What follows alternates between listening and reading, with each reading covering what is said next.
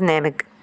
وفي واحد طلع يحذر الناس وإن البرنامج مسجل مش مباشر، وإن دلوقتي بيحصل نصب على الناس، وفي دلوقتي برضو اللي بيستغل أي فكرة جديدة عشان يعمل مكاسب على حساب الناس. والراجل بيقول إن البرنامج مسجل أصلا ليه شهرين، واللي اتصل واللي كسب كسب.